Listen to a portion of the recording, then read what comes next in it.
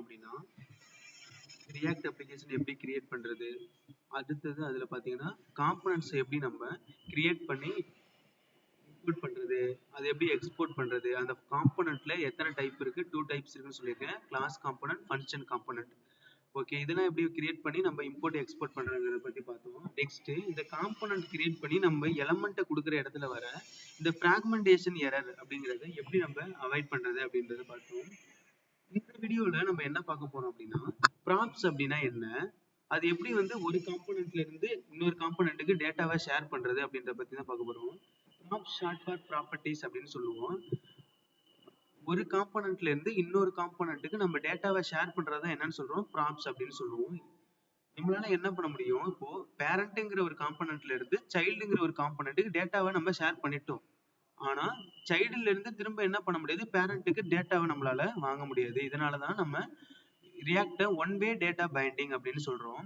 So இப்போ நான் என்ன பண்ண போறேன், காம்பனன்ட்ஸ்குள்ள பேரண்ட் அப்படின்னு ஒரு காம்பனன்ட் கிரியேட் பண்ணி வச்சிருக்கேன். இந்த பேரண்ட் காம்பனன்ட்ல யூசர்ஸ் அப்படின்னு ஒரு அரே ஆஃப் ஆப்ஜெக்ட் வச்சிருக்கேன். ஒவ்வொன்றுக்கும் ஐடி, நேம், ஏஜ் அப்படிங்கிற மாதிரி ஒரு 4 வேல்யூஸ் நான் இதுல இன்க்ளூட் பண்ணிருக்கேன்.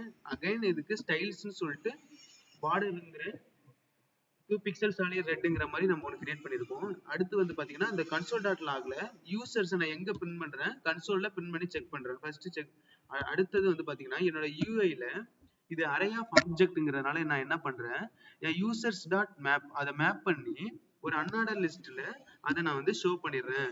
ஓகே, இப்போ இதுக்குள்ள பாத்தீங்கன்னா லிஸ்ட் இந்த ஸ்டைலுக்கு ஸ்டைல்ஸ்ங்கிறத நான் அப்ளை பண்ணிருப்பேன். இது ஐ மீன் ஒவ்வொரு அன்ஆர்டர் லிஸ்ட்டுக்கும் நான் என்ன பண்ணிடுறேன், பார்டர்ஸ் அப்ளை பண்ணி உங்களுக்கு காட்ட போறேன். நெக்ஸ்ட் இந்த லிஸ்ட் ஐட்டம்ல தான் என்ன பண்ண போறோம், இண்டெக்ஸ், ஐடி, நேம், ஏஜ் அப்படின்னு அதுல உள்ள எல்லாத்தையுமே நான் என்ன பண்ணிடுறேன், ஷோ பண்ணி காட்ட போறேன். ஆனா நம்ம கீயா இண்டெக்ஸ் தான் செட் பண்ணணும் அப்படின்னு இல்ல, ஐடியாவும் செட் பண்ணிக்கலாம்.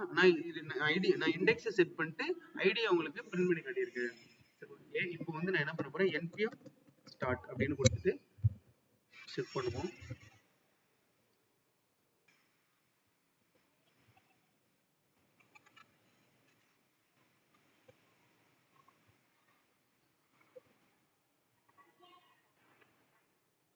ஓகே, இப்போ என்ன ஆச்சுன்னா பாத்தீங்கன்னா நமக்கு பிரிண்ட் ஆகல. ஏன் அப்படின்னா நம்ம என்ன பண்ணிருக்க மாட்டோம்னா காம்பனண்ட்டை நம்மளோட app.jsல இம்போர்ட் பண்ணிருக்க மாட்டோம். ஓகேவா, இப்போ நான் என்ன பண்ண போறேன், என்னோட app.jsல நம்ம காம்பனண்ட்டை நான் இம்போர்ட் பண்ண போறேன். பேரண்ட் கொடுத்தனாலே எனக்கு மேல என்ன ஆயிடும், கரெக்டா அது வந்துடும். இப்போ போய் நம்ம செக் பண்ணி பார்க்கலாம்.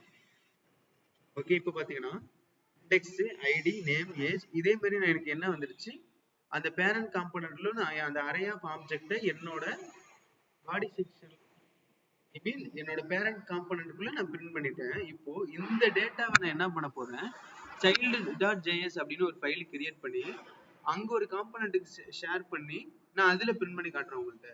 ஸோ இப்போ நான் என்ன பண்றேன், இதே காம்பனன்ட்ஸ்குள்ள child.js அப்படின்னு நான் ஒரு ஜஸ்ட் இந்த நேம்லாம் ஒரு அண்டர்ஸ்டாண்டிங் மட்டும் தான், இப்படிலாம் கரெக்டா கொடுக்கணுமான தேவையில்ல. இப்போ RAFC ஒரு சைல்டு காம்பனன்ட் கிரியேட் பண்ணி இந்த சைல்டு நான் எதுல இம்போர்ட் பண்ணணும்னா பேரண்ட்ல இம்போர்ட் பண்ணணும். அப்பதான் இதுல டேட்டாவை என்ன பண்ண முடியும்னா என்னால ஷேர் பண்ண முடியும். என்னோட பேரண்ட் காம்பனன்ட்ல என்ன பண்ண போறேன், சைல்டு கொடுத்துட்டு நான் இம்போர்ட் பண்ணிட்டேன். போய் செக் பண்ணி பார்த்தோம்னா சைல்டு அப்படின்ற மாதிரி எனக்கு வந்துருச்சு. ஸோ ஓகே, நெக்ஸ்ட் நான் என்ன பண்ணணும், டேட்டாவை ஷேர் பண்ணணும். இப்போ என்ன பண்ண போறேன், டேட்டா அப்படிங்கிற ஒரு நேம்ல என்னோட யூசர்ஸ் டீட்டெயிலை நான் என்ன பண்ணிடுறேன், ஷேர் பண்ணிடுறேன். யூசர்ஸ் அப்படின்னு கொடுத்துட்டேன்னா எனக்கு என்ன ஆயிடும், டேட்டா ஷேர் ஆயிடும். இப்போ என்னோட சைல்டு காம்பனன்ட்குள்ள நான் என்ன பண்ண போறேன், அதை உங்களுக்கு பிரிண்ட் பண்ணி காட்டுறேன். இப்போ இதுல நான் என்ன பண்றேன் அப்படின்னா, அதை எப்படி வாங்குறேன் அப்படின்னா டேட்டான்னு தானே வாங்குறோம், டேட்டானே வாங்கிடுறோம். ஓகே, நெக்ஸ்ட் நான் என்ன பண்ண போறேன், இதுக்குள்ள டேட்டா டாட் மேப் இதுக்குள்ள என்ன வச்சிருக்கோம், அது வரது யூசர்னு நான் வாங்கிக்கிறேன். இன்னொன்று இண்டெக்ஸ் கிரியேட் ஆகும், இண்டெக்ஸ் கொடுத்துருவோம். நெக்ஸ்ட் நம்ம என்ன பண்ண போறோம், இதை எப்படி நம்ம மேப் பண்றோம் அப்படின்றத பார்க்க போறோம். இது கூட ஒரு அன்ஆர்டர் லிஸ்ட் செட் பண்ணிக்கிறேன். ஒரு அன்ஆர்டர் லிஸ்ட்டுக்குள்ள எல்ஐ அப்படின்ற மாதிரி நான் கொடுத்துட்றேன். இந்த எல்ஐக்குள்ள தான் பார்த்துருந்தாங்கன்னா நம்ம போன டைமே கொடுத்துட்டு இருப்போம்.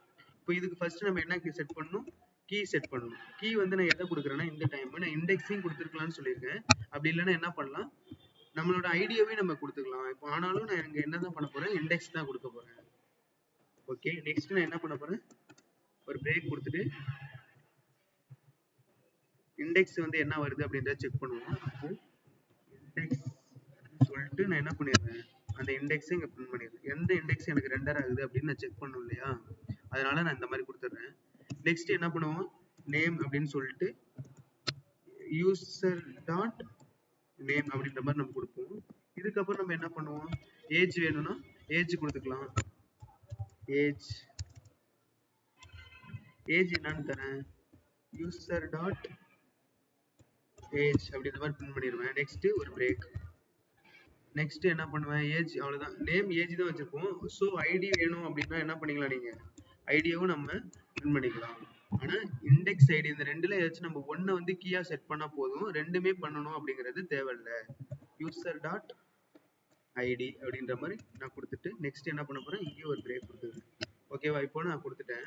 இப்போ இதை நான் வந்து அந்த பேரண்ட்லிட்டு வாங்கின டேட்டா அப்படின்னு எனக்கு தெரியணும் இல்லையா, அதனால நான் என்ன பண்ண போறேன், ஸ்டைல் stY அப்படிங்கிற ஒரு வேரியபிள்ல பார்டர் மட்டும் கொடுத்துக்கிறேன். மற்ற ஸ்டைல நான் அப்ளை பண்ணல. பார்டர் வந்து என்ன தரேன் அப்படின்னு பாத்தீங்கன்னா 2 pixel சாலிட் கிரீன் கலர் தரேன். போன டைம் நம்ம ரெட் கலர் கொடுத்துருந்தோம், இந்த டைம் கிரீன் கலர் கொடுத்து செக் பண்ணி காட்டுறேன். இப்போ பாத்தீங்க அப்படின்னா ஓகே, இப்போ அந்த அன்னாட லிஸ்ட் இருக்கு இல்லையா, இதுக்குள்ள நான் என்ன கொடுக்க போறேன், ஸ்டைலுக்கு அந்த stY அப்படிங்கறத நம்ம கொடுத்துருந்தோம் இல்லையா, அதை கொடுத்துட்டு இந்த இடத்துல ஒரு h1 டேக் கொடுத்துட்டு சைல்டு காம்போனன்ட் அப்படின்னு நான் ஒரு நேம் வச்சுக்கிறேன். ஓகே, சம்திங் ராங், stY இங்க என்ன கொடுத்துருக்கோம், stY கரெக்டா தான் இருக்கு. செமிகோலன் கொடுத்துருவோம். வேரியபிளுக்கு முன்னாடி கான்ஸ்ட் ஆர் லெட் யூஸ் பண்ணலையா, அது கம்பல்சரி. அதை யூஸ் பண்ணிட்டு செமிகோலன் எடுத்துக்கணும். இப்போ பார்த்தீங்கன்னா நமக்கு கரெக்டாக வந்துடும். ஸோ இங்கே நம்ம செக் பண்ணுவோம். இப்போ பார்த்தீங்கன்னா சைல்டு காம்போனன்ட் சொல்லிட்டு அதில் உள்ள டீட்டெயிலே இங்கே வந்துட்டோம். ஸோ இப்போ நம்ம என்ன பண்ணியிருக்கோம் அப்படின்னா, ஒரு பேரண்ட் காம்போனன்ட் அப்படிங்கிறதுக்குள்ள ஒரு அரே ஆஃப் ஆப்ஜெக்ட் வச்சிருக்கோம். யூசர்ஸோட அரே ஆஃப் ஆப்ஜெக்ட் நம்ம டேட்டா வச்சிருக்கோம். அந்த டேட்டாவை பேரண்ட் காம்போனன்ட்லயே நம்ம பிரிண்ட் பண்ணி பார்க்குறோம் மேப் மெத்தட் யூஸ் பண்ணி. அதே டேட்டாவை நான் சைல்டுங்கிற காம்போனன்ட்டுக்கு பாஸ் பண்ணி நான் உங்களுக்கு என்ன பண்ணி காட்டுறேன், இங்கேயும் நான் பிரிண்ட் பண்ணி காட்டுறேன். இந்த கிரீன் கலர் பார்டர் போட்டு வந்திருக்கிறது எல்லாமே நம்ம சைல்டு காம்போனன்ட்ல அந்த டேட்டா வாங்கி பிரிண்ட் பண்ணியிருக்கோம். ஸோ இதை தான் நம்ம என்னன்னு சொல்றோம், ப்ராப்ஸ் அப்படின்னு சொல்றோம். ஓகே, நெக்ஸ்ட் வீடியோல பார்ப்போம். தேங்க்யூ.